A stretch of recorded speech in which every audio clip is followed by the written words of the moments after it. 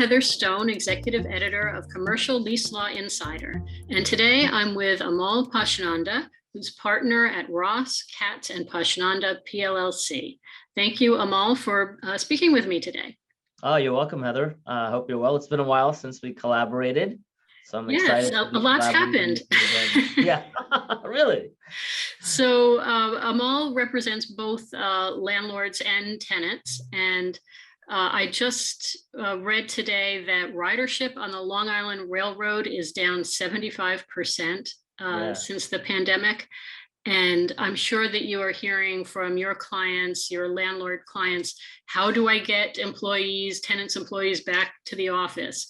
What are you suggesting they do? What are you hearing out there? Yeah, I saw that same article, and that's an organization that's always struggling for resources. So it's really shocking that 50% decrease in ridership.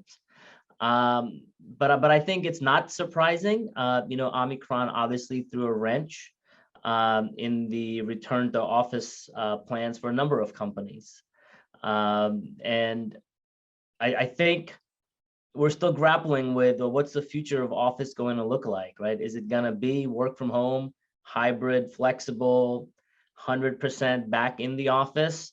We don't know. Though I'm one of those people that think the majority of us are not going to be working from home a majority of the time. The reason we come back to the office is collaboration and a sense of community. Yeah. But I think employers and landlords can't just do things the way that they used to do them. So they're going to need to really incentivize employers and their employees to come back to the office by creating an environment where people want to be in. And the term we're hearing is really like the hotelization of office buildings. So really having office buildings with amenities that you would find in boutique hotels. Such as? Well, I'll give you 4 examples I think that we're kind of gonna see in office buildings. Number one, I think we're gonna see office landlords really take responsibility for improving the air quality in their buildings. That's on the top of everybody's list. Another thing we're gonna see is a commitment to personal wellness. If that means yoga studios, breakout studios to have Zoom fitness sessions. Really things that kind of, golf simulators, right? Things that really kind of force employers, or not force, things that really employees are like, you know what?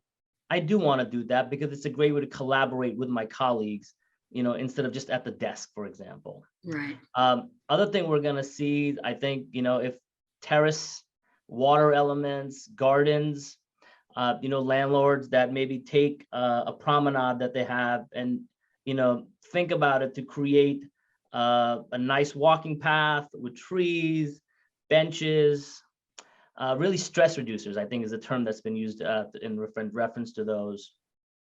And I think any rooftop areas too probably are right. Yeah, unused rooftop areas sometimes that, kind of nobody thinks about. Mm-hmm. But now it's a great amenity to have that ability. And I think the final thing that I think is going to be a curated food and beverage experience. So not just putting, different shops in the different vacant retail locations, but really trying to create a theme that kind of brings people together. We talk about how important social media is, and Instagrammable are like the words that pop out. So really something like that, with a great chef, for example. But really thinking about what's going to thrive and what the employees want. So I think those are the 4 things that are going to be important. Some of them a little more capital intensive, replacing HVAC systems, or, but I think they're necessary. And are you hearing tenants saying, oh, we want the landlord to provide X, Y, and Z, like just as a demand? They're expecting certain, especially with regard to pandemic features, like you had mentioned the other day when we were speaking, touchless ways to call an elevator on your phone, Right. things like that. Right, contactless tech, I think, Contactless, is yes, that's the the, term that I've been hearing, where, you can summon the elevator from your phone instead of touching the button that, thousands of people have touched before you. And I think employers are really very in tune with what their employees want, because, it's been almost 2 years, and, people get stuck in their ways, and I don't blame anybody who doesn't want to have a 2-hour commute every day that they had right, before. right. But I think, you miss out on the community and the collaboration. And we spoke about, young employees, and how a lot of time you learn are just those chance meetings in the hallway, Mhm. being invited to a dinner with a client, that, just happened to be in the partner's room, for example, in the office, for example, and you've heard about it and you got invited. Those things are what we're going to lose out on. Right, right. Okay, well, thank you very much, Amal. I hope that we get some of these amenities in our building. We get back out to the office. I want to come to the first rooftop party then. Yes, okay, well, we'll make it happen. Thank you so much. Thank you so much, Heather.